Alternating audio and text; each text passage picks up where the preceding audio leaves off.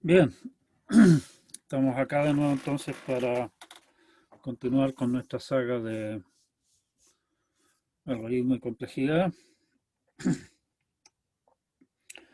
No sé si quedaron dudas pendientes de lo que nosotros discutimos la clase pasada respecto de, eh, ¿cómo se llama?, de asintótica. Profe, yo tengo una duda Dígame. y decirle algo respecto al aula, que el video que de la clase pasada no se puede visualizar. O al menos yo no puedo, no sé el resto, para que lo tenga Ya voy a revisarlo. atento. Y también tenía una duda respecto a la notación asintótica, porque lo que vimos fue, por decirlo así, en una dimensión. ¿Cómo sería en dimensiones superiores, como tengamos dos incógnitas que varían? Uf, ¿por qué tiene que complicarme la existencia? A ver, si tienes una función en múltiples dimensiones, básicamente eso significa que típicamente vas a tener que decir, oiga, esta cuestión se comporta tanto en la dirección X, tanto en la dirección Y.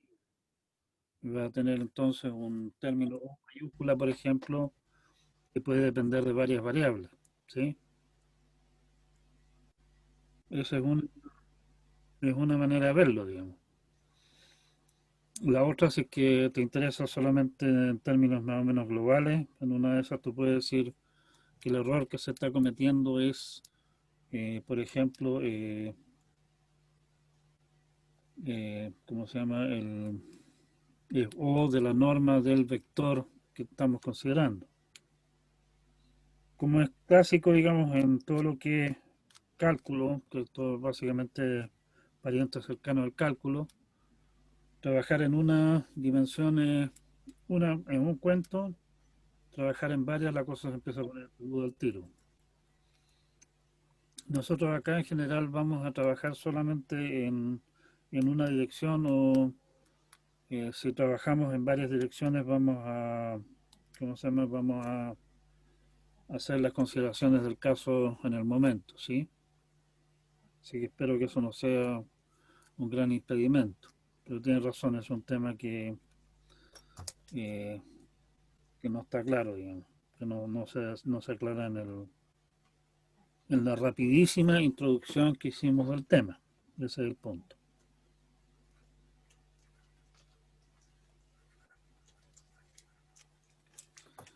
¿Alguien más tiene alguna consulta?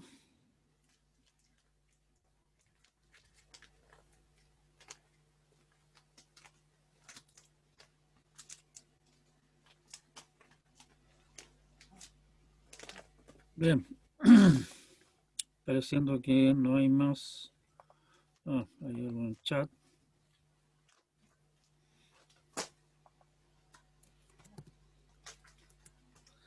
Saludos a todos en realidad. Bien, comencemos entonces en serio con nuestro tema, que va a ser relativamente corto hoy. Eh, Me di cuenta que lo que había preparado en términos de presentación quedó trunca, me faltó el resumen final. Lo voy a agregar a la versión que voy a subir al aula ahora. Eh, Finalmente se resolvió el problema del aula, por lo menos yo puedo subir archivos y por lo tanto voy a comenzar a subir las presentaciones, digamos, de, de los ramos en general, del ramo de informática teórica que estoy dictando este semestre. Eh, ya, comencemos entonces. Propagación de errores, eso es nuestro siguiente tema, que esto tiene más que ver ahora ya con el detalle de cómo funciona nuestro algoritmo para calcular las cosas. Y, y con eso vamos a dejar atrás, digamos, también la parte, llamémoslo así, previa al ramo propiamente tal. Y por eso mismo quiero destinar esta clase solamente a esto, posiblemente a hacer una revisión, digamos, de las posibles consultas que puedan haber respecto a la parte de lo que es asintótica y comenzar propiamente tal con la materia el próximo martes temprano en la mañana cuando lleguen fresquitos, llenos de ganas de aprender cosas nuevas. De lo que vamos a hablar aquí va a ser una breve introducción de qué diablos estamos hablando. Vamos a hacer algunos comentarios acerca de qué es lo que pasa con puntos flotantes y vamos a eh, hacer algunos comentarios acerca de un par de problemas de características, digamos, que son extremadamente relevantes en todo lo que tiene que ver con cálculos numéricos.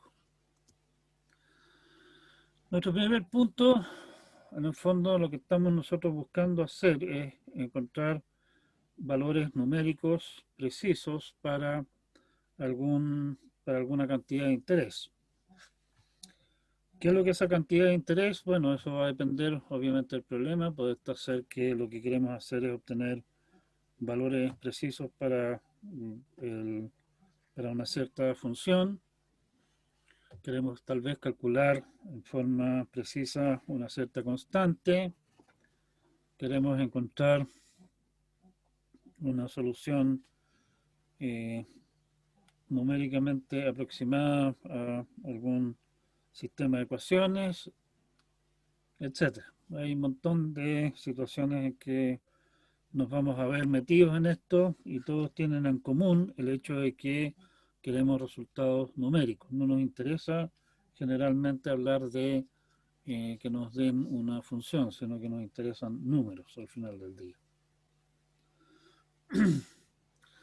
Bueno, para hacer eso partimos construyendo alguna clase de modelo. Por ejemplo, no sé, si ustedes quieren saber si mañana va a llover, uno puede plantear las ecuaciones diferenciales que tienen que ver con, ¿cómo se llama?, con creación de las nubes y bajo qué condiciones las nubes se traducen en lluvia y las temperaturas y el flujo del aire, qué sé yo. Toda esa clase de cosas es la clase de cuestiones que hacen los meteorólogos. O sea, primeramente se plantean las ecuaciones del caso. Típicamente, al plantear las ecuaciones, la realidad es demasiado compleja como para poder plantear eh, ecuaciones, las ecuaciones exactas, digamos, y por lo tanto uno termina utilizando alguna clase de modelo físico, que es una simplificación de la realidad. El típico es el típico chiste que hacen acerca de los físicos, que le piden que modele una carrera a caballos. Entonces dice, supongamos que los caballos son esferas perfectas en movimiento armónico simple, ¿sí?, que anda bien lejos de la realidad, como ustedes pueden ver. O sea, en algún momento nosotros hacemos una simplificación. O sea, por ejemplo, omitimos que el objeto que estamos tomando en cuenta tiene una forma y decimos, bueno, tiene forma esférica para aproximar. Suponemos, como probablemente ustedes lo hicieron siempre cuando hicieron cálculos en los ramos de física, que se puede despreciar la resistencia del aire. Despreciamos el efecto de la altura respecto de la aceleración de gravedad. La aceleración de gravedad, si estamos más lejos del centro de la Tierra, la aceleración de gravedad es distinta, no es la misma que a la altura del mar, el nivel del mar. También depende de si estamos en el ecuador o estamos más cerca del polo. Igual usamos una aceleración de gravedad fija, una sola, ¿sí? Siguiente punto, los parámetros que entran en nuestro modelo, incluso suponiendo que el modelo sea perfectamente exactos se conocen solamente con precisión finita. O sea, la aceleración de gravedad, alguien tuvo que medirla y la midió tal vez con, qué sé yo, no sé, pues 3 o 4 cifras. No da para más el método de medición. Entonces, conocemos los parámetros que entran al modelo con precisión finita. En el caso particular de lo que hablaba antes respecto de modelos meteorológicos, eh, los números que entran al modelo, los parámetros que entran al modelo también se conocen con precisión finita solamente. O sea, no conocemos con gran precisión las velocidades de movimiento del viento, velocidad y dirección del viento, en más que en algunos puntos. Y tenemos que estimar los valores intermedios. Y en base a eso, entonces armar nuestro modelo y ver de predecir si va a llover mañana o no. Eh, Tenemos entonces un modelo físico que lo tradujimos en un modelo matemático, en el cual entran ciertos parámetros y, y esos parámetros, o sea, ese modelo eh, lo resolvemos entonces mediante algún método de cálculo, digamos, o mediante algún algoritmo. Bueno, resulta que en muchos casos, para poder resolver el problema, a su vez, tenemos que hacer aproximaciones para resolver el modelo matemático. O sea, no podemos, más que en situaciones muy, muy particulares, las cuales son tremendamente aficionados los colegas de matemáticas particularmente, solamente en situaciones muy particulares vamos a poder realmente resolver el problema matemático en forma exacta, en el sentido de encontrar, qué sé yo, que la solución al problema es, qué sé yo, alguna raíz cuadrada, alguna cosa de esa clase. O sea, ahí ya hay problemas adicionales que entran en el show. Y incluso eh, lo anterior nos afectaría incluso si hiciéramos los cálculos con precisión exacta, pero en la práctica nosotros podemos hacer solamente los cálculos con cierto número de cifras significativas, digamos así. Hay errores de redondeo que se pueden ir acumulando en los cálculos. Y esas son las fuentes principales de error que se pueden estar cometiendo en esto. ¿Sí?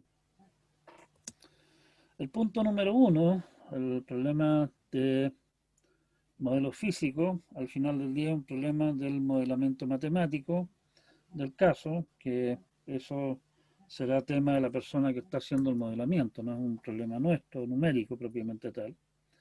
El punto 2 va a depender del experimento que estemos haciendo y con qué precisión podamos medir los datos que necesitamos saber para nuestro, eh, para nuestra situación, o sea, con qué precisión conocemos la temperatura, con qué precisión conocemos la velocidad con la que se mueve un cierto líquido, etcétera. ¿Sí? Nuevamente, eso es un tema que se escapa a nuestro ámbito. El punto 3, el punto 4, tiene que ver con el hecho de que estamos tratando de representar generalmente números reales a través de alguna aproximación finita. Y eso hace obviamente que los cálculos que nosotros hagamos van a contener errores y esos errores se van a ir acumulando conforme vamos haciendo cálculos. Ese es uno de los puntos que a nosotros nos interesa también, pero lo vamos a tratar después. Y el punto central para nosotros acá es el punto 3, las aproximaciones que se están haciendo para resolver el modelo matemático. Parte de lo que vamos a comentar ahora, en realidad son cuentos que ustedes los deben haber visto en un primer ramo de física, el tema de errores absolutos y relativos y propagación de errores, tema de cifras significativas, etcétera, todo ese cuento, digamos, ustedes lo vieron. Rápido repaso de esto, sea x asterisco, el valor exacto de alguna cantidad, x alguna aproximación a ese valor. Entonces se dice que el valor absoluto de x es el valor absoluto de la diferencia entre x y x asterisco. Y el error relativo es x menos x asterisco partido por x asterisco, siempre que x asterisco no sea cero, obviamente.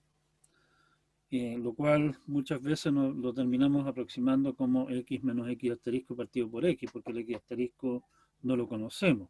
Tenemos tal vez alguna idea, digamos, cuánto es la diferencia entre x y x asterisco, pero no sabemos cuánto es x asterisco propiamente tal. Si el error es suficientemente pequeño, y ahí lo de suficientemente pequeño va a depender obviamente de la situación en la que nos encontremos, un error de, qué sé yo, un 10% puede ser suficientemente pequeño en una aplicación dada y en otra puede ser que necesite ser menor que 0,1%. El error en la cantidad f de x asterisco al calcular la función f es aproximadamente, y ahí estamos usando para variar un poco series de Taylor, es f, valor absoluto de f de x menos f de x asterisco, va a ser aproximadamente el valor absoluto de f' de x asterisco por el error relativo, digamos. Perdón, el error absoluto. ¿Sí? Obviamente, si ustedes recuerdan la serie de Taylor, hay más términos y los otros términos los estamos olímpicamente despreciando.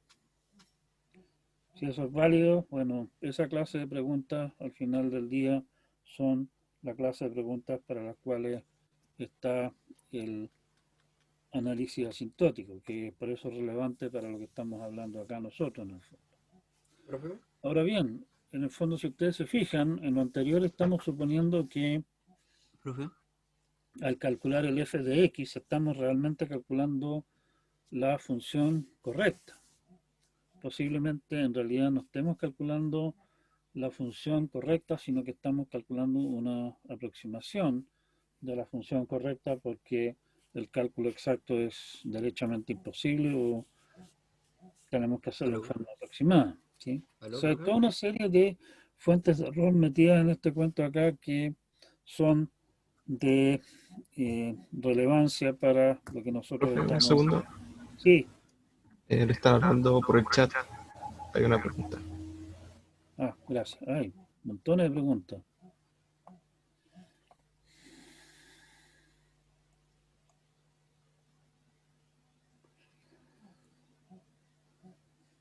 ¿Cuándo es suficiente, ¿cuánto es suficientemente pequeño? Bueno, depende, como todas las cosas. En el fondo, suficientemente pequeño como para que no afecte mayormente a lo que estamos tratando de hacer,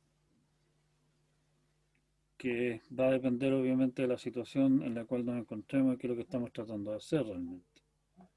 No hay reglas precisas para eso. Lo que sí que esto de aquí me da una idea, o sea, si es que sé que la derivada esta de acá, que entra en este cuento, es chica, digamos, y puedo darme el lujo de utilizar un x que está más o menos lejos del x asterisco, igual voy a obtener un resultado suficientemente preciso. Si esa derivada ahí es grande, bueno, ahí nos vamos a ver en problemas. ¿Sí? Eso. Eh, yo no tengo abierto el chat todo el tiempo, en realidad tengo que instalarme una segunda pantalla para poder ver esa clase de cosas mientras estoy mostrándole mi pantalla, porque si no van a estar viendo el chat y no lo que yo quiero que ustedes vean.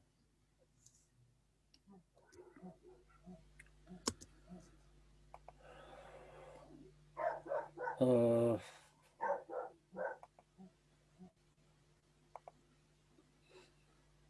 punto flotante.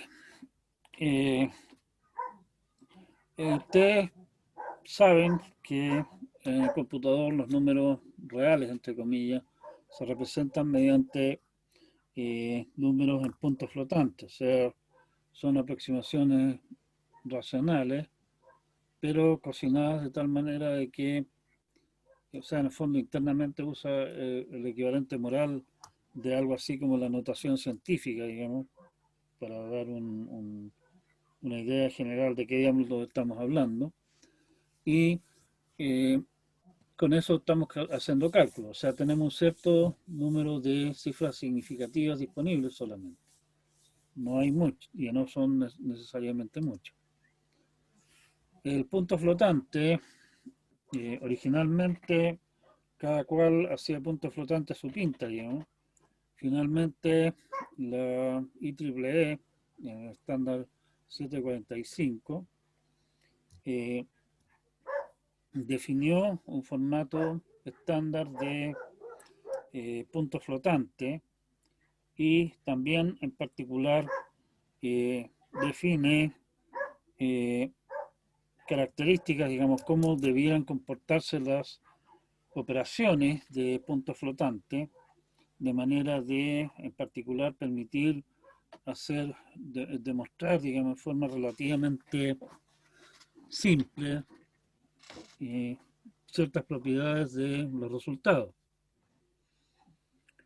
Una de las exigencias que pone el formato de la IEEE, que por lo demás también es un estándar internacional, la idea es que todas las operaciones cumplan con una regla muy simple, que la aproximación en punto flotante de algún X que nosotros tenemos, que vamos a anotar como FL de X, sea igual a X multiplicado por 1 más algún delta, donde el delta garantizadamente siempre es menor o igual que el valor absoluto de delta, siempre menor o igual que epsilon. O sea, me está diciendo que cada vez que se hace una operación, cada vez que cada vez que se representa un número en el fondo de partida, ese número tiene un error relativo que es a lo más epsilon. Y también lo que exige es que las operaciones, o sea, por ejemplo, si hago una suma o hago una resta, o una multiplicación, una división, siempre se respeta esa misma idea, básicamente. El epsilon ese que aparece ahí se conoce como epsilon de la máquina. Que en el fondo, el plantear las cosas de esta manera y plantear, como vamos a ver un poco más adelante, cómo se comportan las operaciones, permite razonar sobre secuencias de operaciones más largas. El punto no está en que si hago una multiplicación, por ejemplo, el resultado va a ser muy cercano al resultado real, por precisamente esto que estamos diciendo aquí, que lo que exige la IEEE. El problema es que lo que pasa es que se efectúan muchas operaciones seguidas. Cuando uno está haciendo cálculos a mano, eso no es mayormente problema porque uno rara vez va a hacer más allá de, qué sé yo, una docena de operaciones seguidas. Cuando estamos haciendo cálculos en el computador, fácilmente podemos estar haciendo millones de operaciones.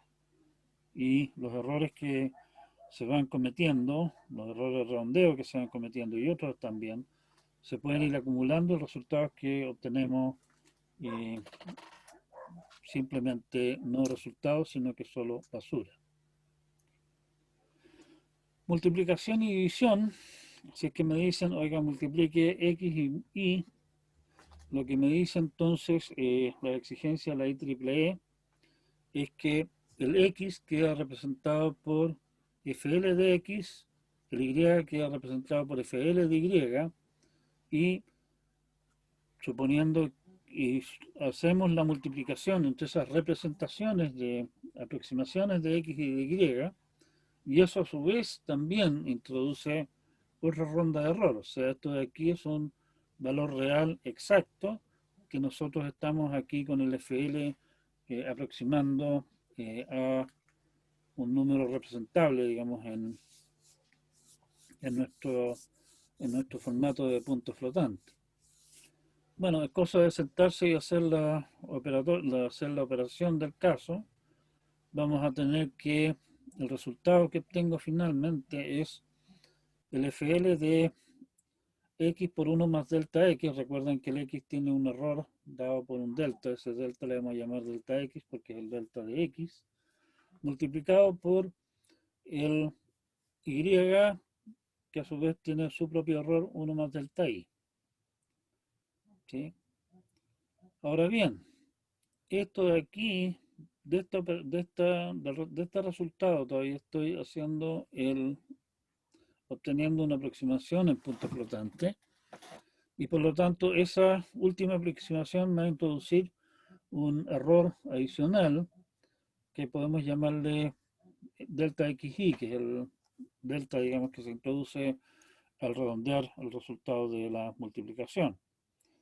¿Por qué redondear el resultado de la multiplicación? Bueno, si estoy multiplicando entre sí, por ejemplo, dos números de 6 cifras, el resultado va a tener 12. Y si la precisión con la que trabaja mi sistema es de 6, voy a tener que descartar, básicamente voy a tener que redondear a 6 cifras. Y por lo tanto, en esa operación también se está introduciendo un error. Bueno, eso, después de aplicar esto, terminamos con esta hermosa expresión de acá. Si se ponen a jugar con este cuento, se van a dar cuenta que eso al expandir todo ese producto de allí, va a resultar x por y por 1 más delta x por 1 más delta y por 1 más delta xy. Y bueno, esa expresión fea, digamos, final, menos 1, es el error que estamos cometiendo en el producto. Y ese error relativo va a estar dado entonces básicamente por esta expresión de acá, que este término de aquí es menor que epsilon cubo, ¿cierto? Estos términos de acá, estos tres, son menores, o sea, son a lo más epsilon cuadrado. Por lo tanto, y tenemos tres de esos, o sea, tenemos 3 epsilon cuadrado allí, y estos tres términos de acá son 3 veces epsilon. O sea, el error en el fondo es esto, ¿sí? Ahora bien, el epsilon generalmente es un número muy pequeño, y por lo tanto nosotros podemos decir que el error relativo de un producto es aproximadamente 3 epsilon, porque podemos despreciar estos términos de acá que son mucho menores. Lo mismo, básicamente pueden darse el lujo de jugar al respecto con el cuento y aplicar un poco de las ideas que nosotros hablamos cuando hablamos de asintóticas y toda esa historia, y van a llegar a la conclusión de que en el caso de la división tenemos un resultado bastante similar a ese, ¿sí? Estamos bien. Sumas y restas. Aquí la cosa cambia. Sumas y restas, la situación es distinta. El error absoluto en este caso cumple esta condición de acá, ¿sí? Después de hacer todas las cosas del caso. El problema que hay es que, bueno, si estamos sumando y los dos números son del mismo signo, el error relativo en el fondo va a ser aproximadamente 2 epsilon, ¿sí?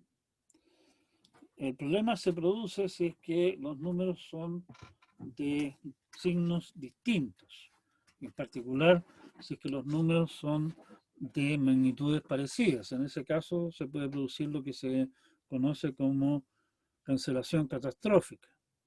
O sea, si estamos restando entre sí dos valores que son aproximadamente, no sé, 1000, y estamos haciendo cálculos con 3 cifras, el resultado va a ser 0, por mucho que la diferencia en realidad sea distinta de 0. No es el caso con multiplicaciones y divisiones. En restas y sumas hay que tener mucho cuidado porque los errores se pueden básicamente amplificar, como estamos viendo acá. Un ejemplo de lo que pasa con esto es el siguiente. Supongamos que queremos calcular el valor del polinomio siguiente, x a la cuarta menos 4x cubo más 6x cuadrado menos 4x más 1 en los alrededores de 1. Ustedes como eximios algebristas reconocen inmediatamente que p de x no es más que x menos 1 a la cuarta y por lo tanto saben que el único cero de ese polinomio, el único punto en el cual ese polinomio es cero, es x igual a 1. Pero supongamos que no somos tan pillos y nos sentamos a hacer los cálculos realmente con el computador.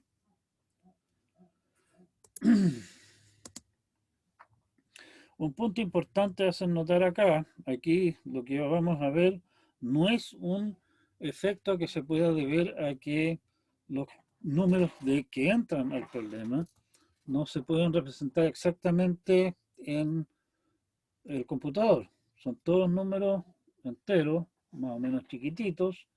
Todos ellos se pueden representar en forma completamente exacta en puntos flotantes en el computador que ustedes tienen. Esto es distinto de si tuviéramos, por ejemplo, entre medio algún coeficiente que fuera, por ejemplo, un décimo, como, como internamente el computador trabaja en binario, un décimo no lo podemos representar como una fracción binaria que termina, ni una fracción infinita, igual como lo es un tercio en los decimales, por ejemplo. Y por lo tanto, en algún momento vamos a tener que truncarla y en el mejor de los casos vamos a tener una aproximación de nuestro coeficiente. No es el caso acá. Todos los coeficientes que entran en el cálculo se pueden representar en forma exacta. No hay ninguna aproximación en eso. Bueno, ya dije, está claro que ese polinomio no es más que x menos 1 a la cuarta. Y ahora viene el siguiente tema, cómo calculamos eficientemente el valor de un polinomio.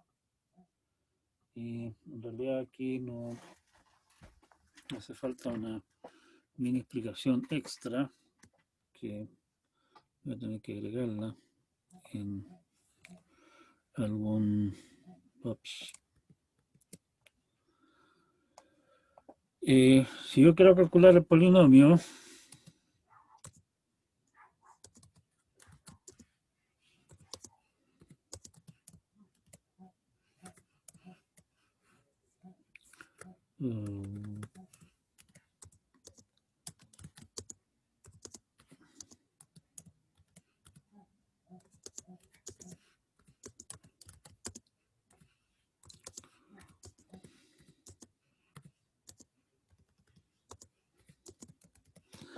ese es mi polinomio típico, ¿sí?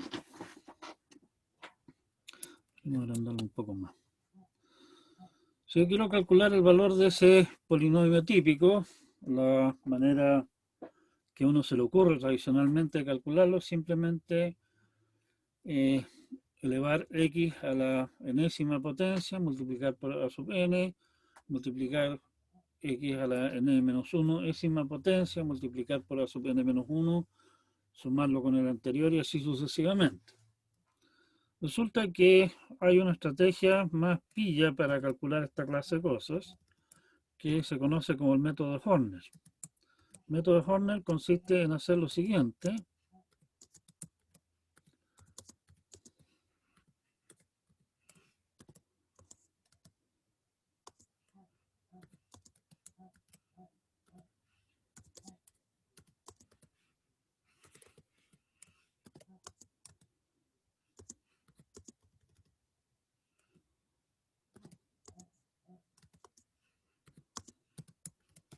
calcular las cosas de esa manera, o sea, factorizar el polinomio un poco de esa forma, ¿sí?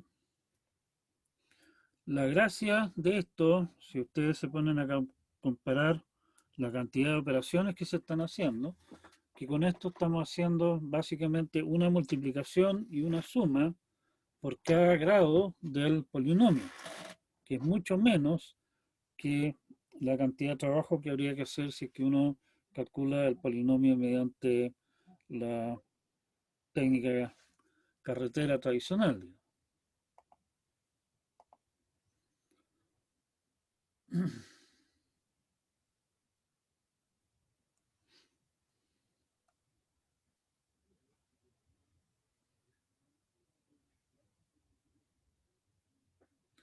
Ah, preguntan, disculpen, no había estado revisando el chat. En el caso de C, bueno, ¿estamos claros con el polinomio? Vamos a ver el tema de los épsilones de máquina correspondientes.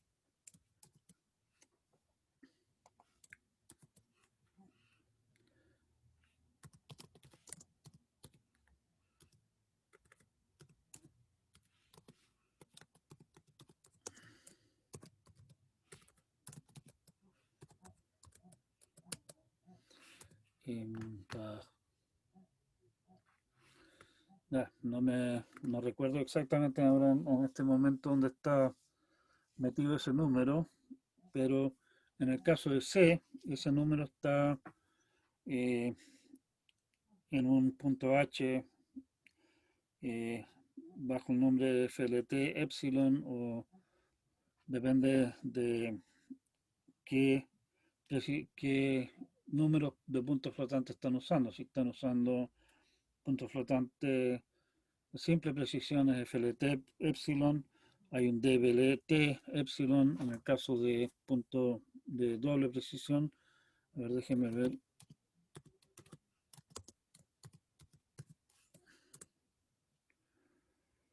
No, no recuerdo dónde está eso, digamos. Tendría que buscarlo. ¿Sí? O sea, en alguna parte está. Es parte de la documentación de cómo funciona el punto flotante de la máquina de ustedes, que por suerte hoy día prácticamente universalmente siguen los formatos de la IEEE, y los formatos de la IEEE, dependiendo del número de bits que se están usando, eh, están, o sea, son valores estándar, digamos, son valores conocidos. Pueden buscarlos por ahí. Ah,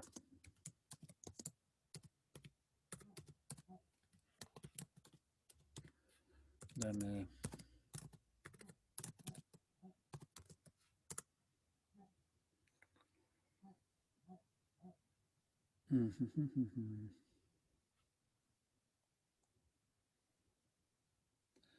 Ustedes ven ahí, hay una serie de include donde aparecen mencionadas estas cosas.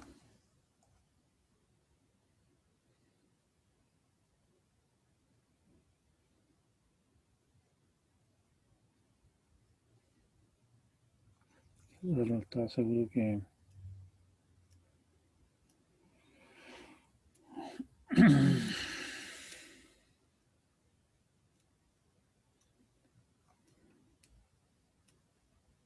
Bueno, por ahí están.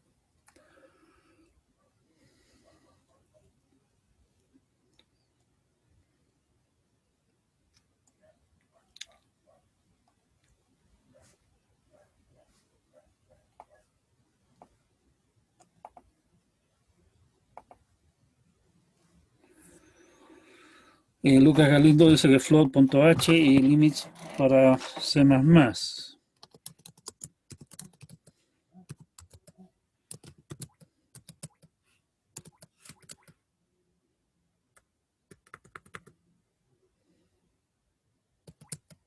Curioso.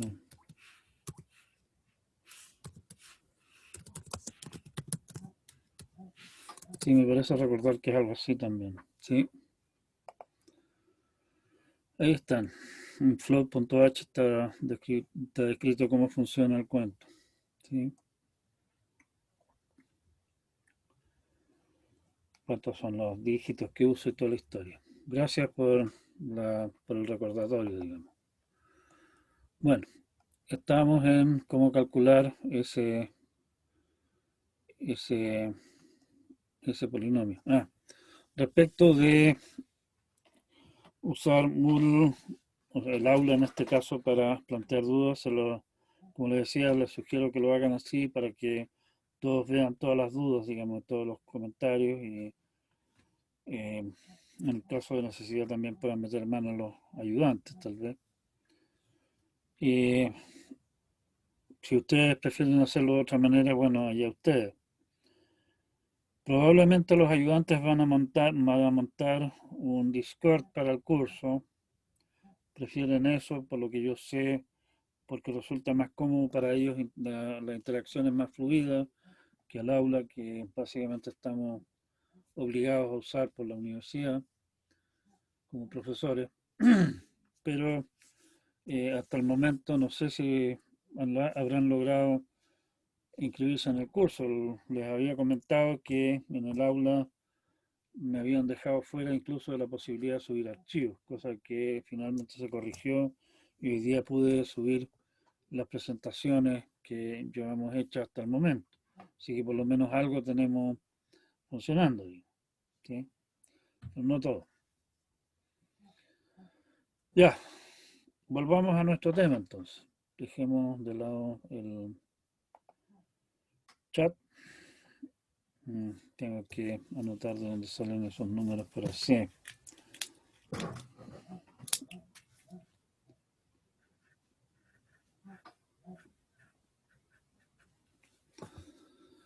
Ya. La manera eficiente de calcular polinomios es el método Horner, que aquí vamos a efectuar en precisión simple, 6 cifras significativas aproximadamente. La idea, como lo decía Horner, es básicamente partir por el término con máximo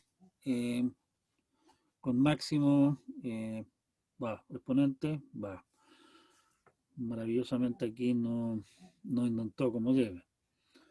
Partimos con el término más alto, allí, y vamos multiplicando lo que tenemos, el P, que es esto, por X y sumamos el término anterior, y finalmente retornamos el resultado de todos esos cálculos. Se puede demostrar que si ustedes me dan un polinomio cualquiera, esa es la manera más eficiente de calcular su valor. Así que esa es la razón por la que estamos eligiendo hacer esto aquí. Lo otro, a mí me interesa con este ejercicio mostrar el efecto de errores de redondeo y por lo tanto en vez de hacer el cálculo con doble precisión, que son como 14 cifras, vamos a hacer el cálculo acá con precisión simple, o sea con float en C, lo que viene a ser aproximadamente 6 cifras significativas. Nótese también que los cálculos que estamos haciendo acá no son precisamente la locura en cantidad de cálculos. Es un polinomio bastante modestito el que estamos trabajando acá, no precisamente un polinomio gigante. Bien, si nosotros calculamos entonces el polinomio este en el rango de 0.96 hasta 1.04, o sea, cerca del 0, que sabemos que es exactamente 1, vemos que la curva exacta, digamos, es esta curva en azul de acá. Esto de aquí no es más que el nivel 0 para comparación y diferencia, digamos. Y esta curva, esta línea quebrada que aparece acá, es el resultado de calcular el polinomio utilizando la rutina que les acababa de mostrar en precisión simple para esos valores. Nosotros habíamos esperado en realidad que cuando calculáramos el valor del polinomio resultara alguna clase de curva suave o alguna cosa más o menos parecida a eso, y en realidad nos encontramos con este comportamiento bastante caótico. Si ustedes se fijan, en realidad si nosotros dijéramos, oye, quiero saber cuál es el cero de esta función, uno diría que el cero está aproximadamente en alguna parte, toda la información que me da, entre 0,98 y 1,02, que son, esos son los puntos, digamos, básicamente extremos en los cuales el cálculo me da valor cero o me da valores negativos. O sea, en realidad estamos obteniendo el valor que andamos buscando con dos cifras solamente. Y eso que estamos haciendo el cálculo intermedio, todos los cálculos intermedios, con 6 cifras.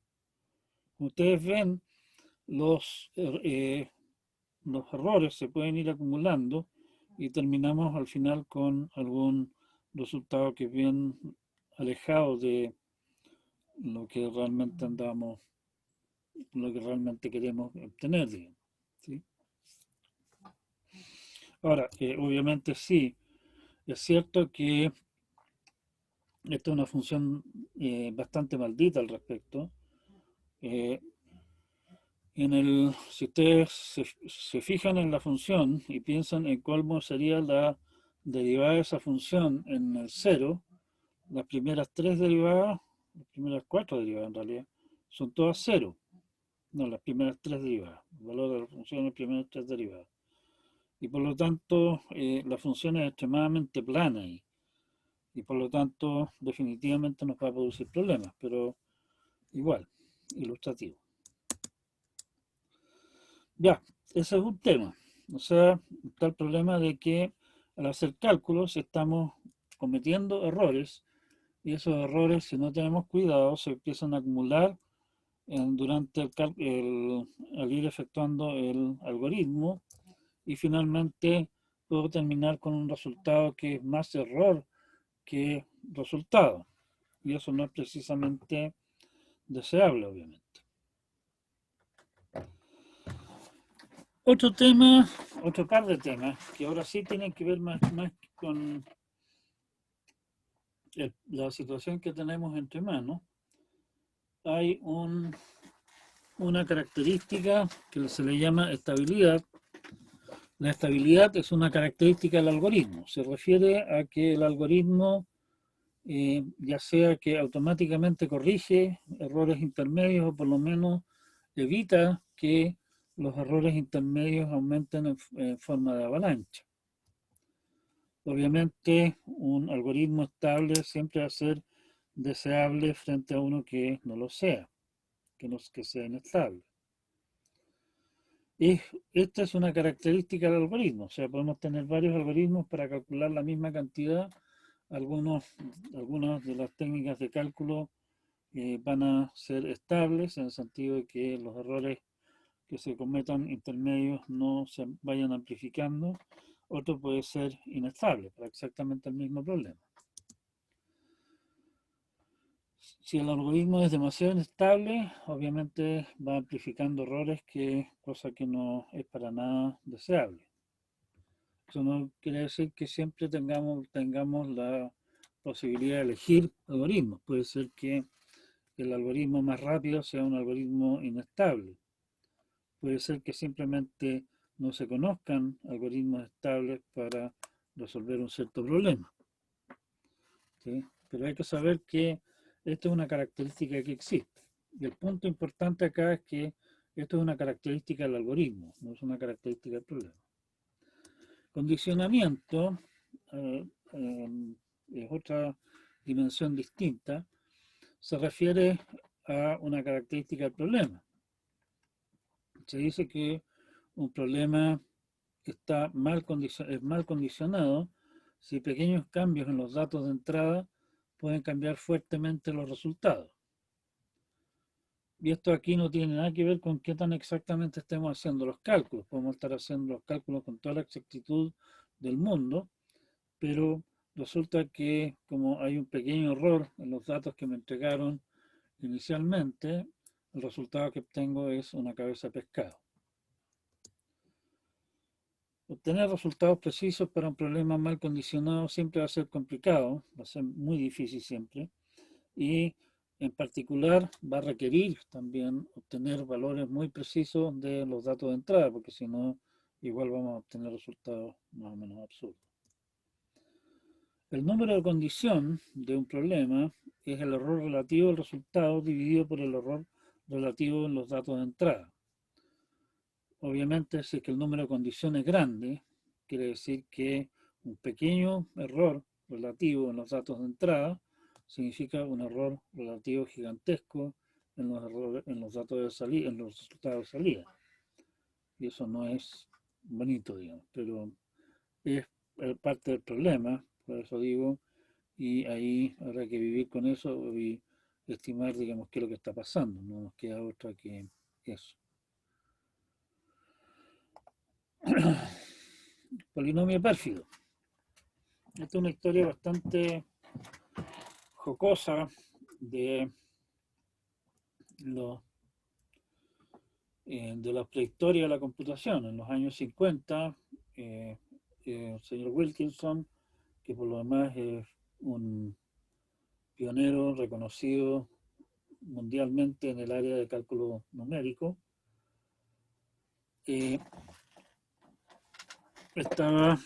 tenían un computador ellos, trabajaban en un computador, y en aquella época los computadores en realidad no tenían operaciones de puntos flotantes, solamente operaciones con números enteros. Por lo tanto, era parte, digamos, de la rutina de utilizar computadores para resolver problemas numéricos, era que había que conseguirse algún conjunto de rutinas para hacer cálculos en puntos flotantes y no tener que hacer toda clase de enredos raros. Pues bien, el señor Wilkinson, ni corto ni perezoso, como experto en su área, se sentó y escribió un conjunto, una biblioteca de rutinas de cálculo de puntos flotantes, y como un caso de prueba para su rutina recién hecha, escribió también un programa para calcular los ceros, aproximar los ceros de polinomios, utilizando la misma rutina de puntos flotantes, y probablemente eso era también uno de los problemas que le interesaba resolver de pasada, digamos. No creo que lo haya hecho solamente por armar un caso de prueba. Y para probar que sus rutinas estaban funcionando bien, se cocinó un polinomio cuyos ceros conocía en forma exacta. Vamos a mostrar pronto qué clase de polinomio era. Y puso su programa a buscar los ceros de ese polinomio. Los resultados que obtuvo fueron cosas muy, muy raras. Y estuvo como un par de semanas de cabeza revisando su rutina para ver dónde estaba el error, porque le estaba dando resultados tan extraños. Pero simplemente jamás encontró los problemas. Resulta que al hacer un análisis más detallado, lo que le pasaba era que por efectos de la representación de los números en puntos flotantes que estaba usando, los coeficientes del polinomio que él tenía, que estaba calculando, digamos, mediante su rutina de puntos flotantes, no eran exactos.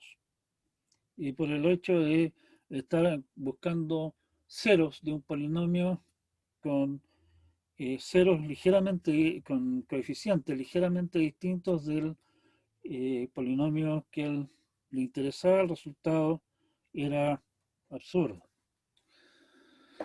El polinomio que usó Wilkinson era un polinomio parecido a este, pero en vez de llegar solamente al producto hasta 10, llegaba hasta 20. Nosotros acá somos más modestos y vamos a llegar solamente hasta grado 10 en nuestro polinomio. Los ceros de ese polinomio son obvios, son 1, 2, 3 hasta 10. Ni siquiera hay ceros repetidos, que son un problema siempre con polinomios, como ya lo vimos antes. O sea, se producen problemas más o menos serios de cálculos poco precisos cerca del cero. Lo que le ocurrió al señor Wilkinson entonces es que al calcular ese polinomio grandote, llegando hasta 20, obviamente los coeficientes son bastante grandes. Está claro, algunos de los coeficientes eran poco precisos y por lo tanto en realidad no estaba buscando el cero de ese polinomio que él pretendía, sino que uno un tanto parecido, pero no el mismo. Consideremos este polinomio de acá y simplemente para ejemplificar qué es lo que pasa, consideremos el siguiente polinomio, que es q de x es p de x más x a la quinta. En el polinomio original, en el p, el término en x a la quinta es menos 902.055. O sea, el error que estamos cometiendo es infinitesimal en un término solamente. En el caso de Wilkinson había errores en varios términos. Bueno, calculemos los ceros de q, cosa que tengo a la mano acá, rutinas, o sea, un programa que hace eso en forma bastante precisa y me entrega los lindos resultados siguientes. El primer cero, el de valor absoluto más chico, como ustedes ven, es casi exactamente 1, o sea, estamos perfectamente bien con ese de ahí. El segundo, en orden de magnitud, es bastante parecido a 2, o sea, todavía estamos en lo que podríamos decir esto es aceptablemente razonable. El 3 ya se empieza a alejar un poquitito, la cosa ya se empieza a poner media feucha. El 4 ya, en vez de 4 me está saliendo 3,82. Ya ahí estamos reprobando, digamos. Y de ahí en adelante ya la cuestión se transforma en un despelote. O sea, los últimos 6 ceros que debían ser reales, resulta que en Q son números complejos conjugados. Esto no es errores de cálculo, esos son los ceros exactos del polinomio Q.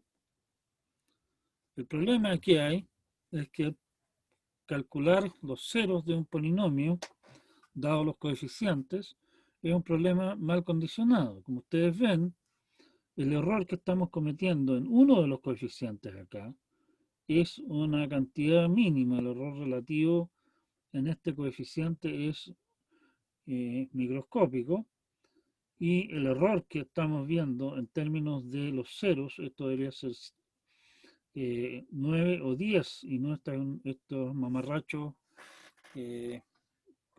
complejos, es grande. ¿Sí? O sea, el número de condición de este problema de obtener ceros de polinomios, dados los coeficientes, es grande, en algunos casos al menos. Problema mal condicionado. Y esto, ojo, esto no tiene nada que ver con que se estén produciendo problemas de cálculo intermedio, digamos. Esto es, si ustedes hacen los cálculos con precisión infinita, van a ver básicamente sus resultados. Sus resultados son precisos. Resulta que en un cero de p de x, q de x es más o menos x a la quinta. ¿Sí? Claro, si es que p de x es 0 y el x es 1, q de x es 1. No estamos tan demasiado lejos de que eso sea un 0 del polinomio. Pero si estamos hablando de p de x evaluado en 10, p de x en 10 es 0, nuestro p de x, y el q de x es 10 a la quinta. O sea, eso claramente nos dice que estamos bien lejos de un 0 del q, digamos. ¿Sí? Eso. Entonces, y como les dije, discúlpenme, pero se me fue pero de alguna manera se me fue armar la transparencia de resumen final de lo que hablamos hoy día, que de alguna manera es redondear lo que habíamos hablado antes de análisis asintótico y toda esa clase de cosas. O sea, aquí estamos hablando de quiero de alguna manera saber cómo se comportan los errores que estoy cometiendo en mis cálculos. Y en las fuentes de error que a nosotros nos atañen directamente son los errores que se cometen, digamos, en las aproximaciones que estamos haciendo en el cálculo de las cosas que estamos calculando. O sea, por ejemplo, si es que me dicen, oiga, por favor, calcúleme el valor de la función exponencial, yo no puedo realmente calcular el valor de la función exponencial porque ustedes saben, por ejemplo, del cálculo, que la función exponencial queda definida por una serie infinita. Lo más que yo puedo hacer es hacer un cálculo truncando esa serie en algún término. Bueno, estoy cometiendo un cierto error ahí. O sea, los cálculos que estoy haciendo intermedios en mi algoritmo, al final del día contienen errores y son errores que yo conozco. O sea, en el fondo, oiga, no estoy calculando con infinitos términos, sino que solamente con, qué sé yo, 20. ¿Sí?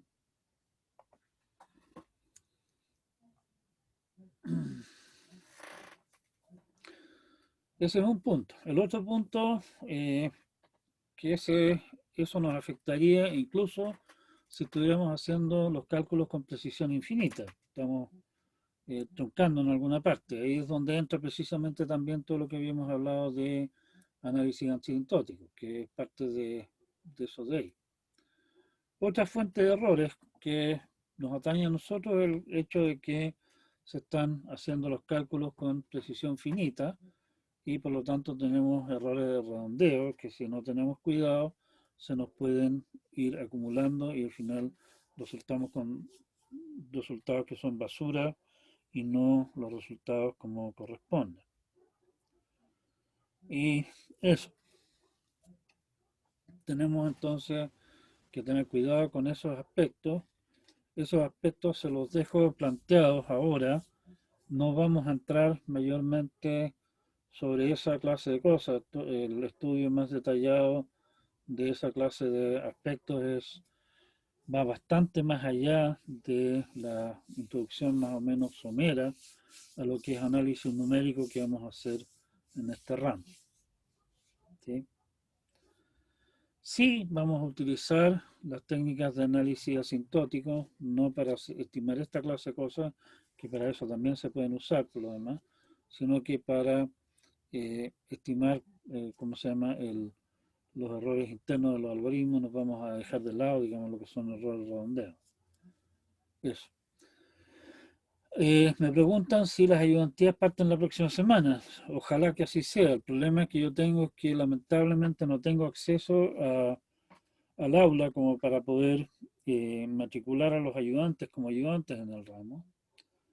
Y por lo tanto, lamentablemente estamos dependiendo eh, de no sé, pues, de la gente que administra el aula para que en algún momento agreguen a los ayudantes al aula y podamos entonces realmente partir con las cosas.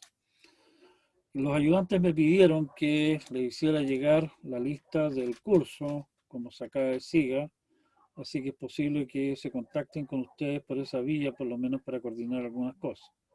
Y más detalles realmente yo no en este momento no tengo.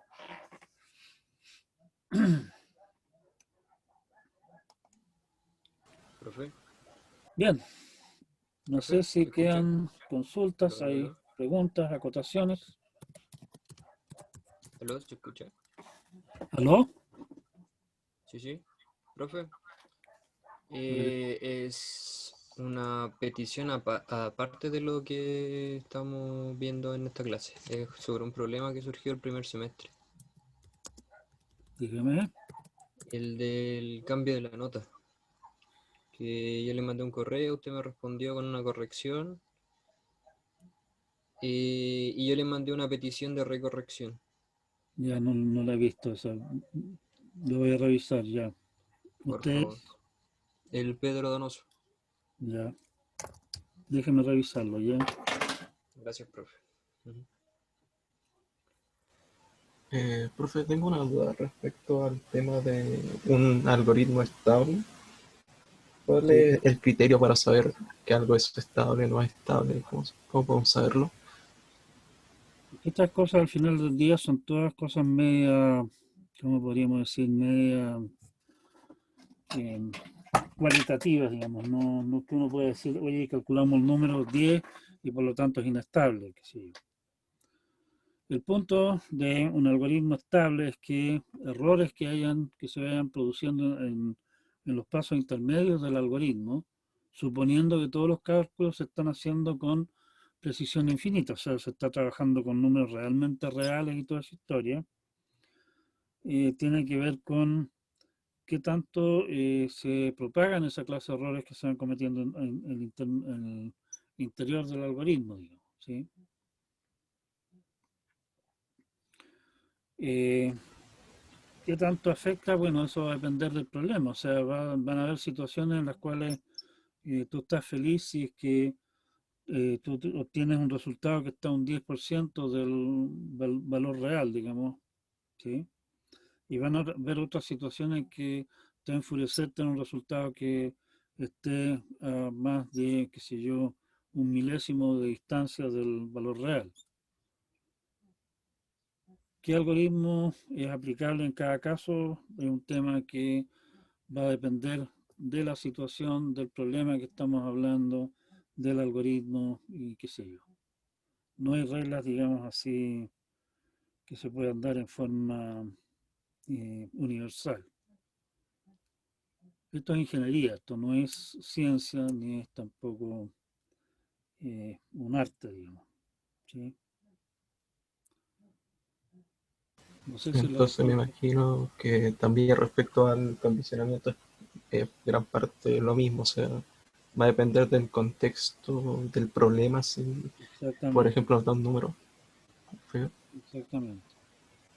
O sea, el tema sí es que hay que tener presente que realmente hay problemas. Bueno, el problema que vimos de obtener los ceros del polinomio ese, en que cambios minúsculos en los datos de entrada pueden darte resultados que son totalmente diferentes.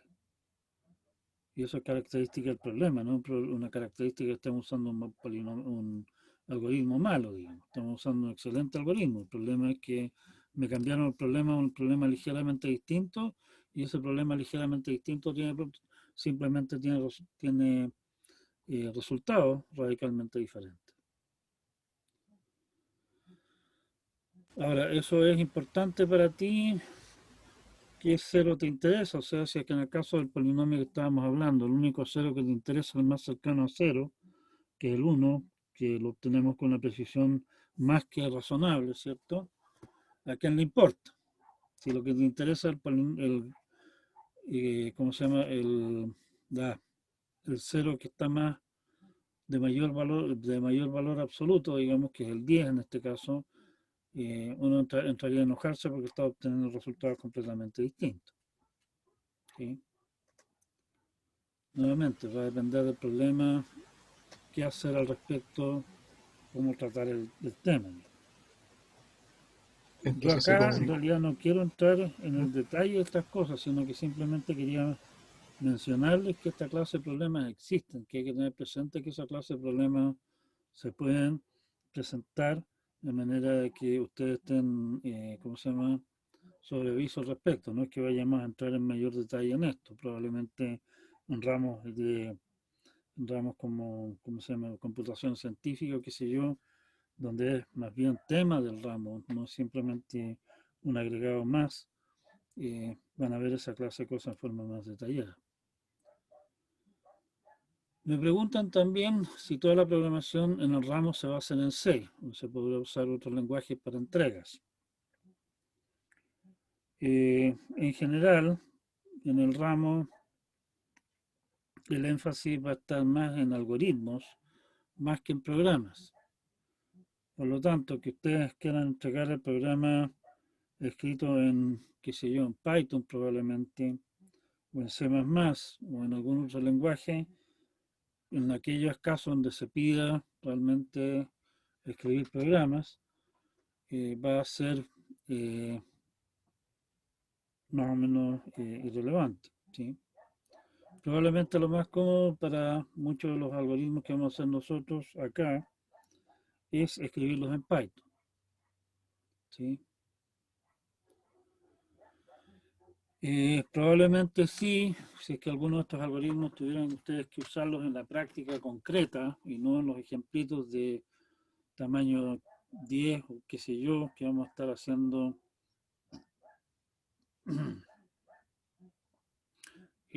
¿cómo se llama? En ese caso, probablemente hacer las cosas en un lenguaje como Python puede no ser suficiente. Python es razonablemente lento. Claro que por el otro lado también desde Python hay acceso a toda clase de rutinas extremadamente pichicateadas, como por ejemplo, ¿cómo se llama? NumPy utiliza una enorme biblioteca de rutinas para cálculos numéricos escritas en C, extremadamente eficiente.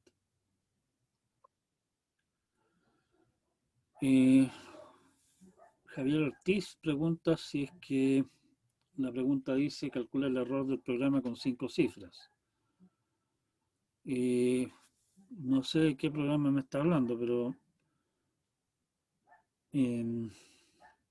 calcular un error con 5 cifras es bastante, generalmente va a ser bastante exagerado. O sea, típicamente uno tiene una estimación del error que tal vez uno dará una o dos cifras de la estimación de error que está cometiendo, ¿sí? No mucho más. Tendría que ver el problema exactamente para saber de qué está hablando ahí.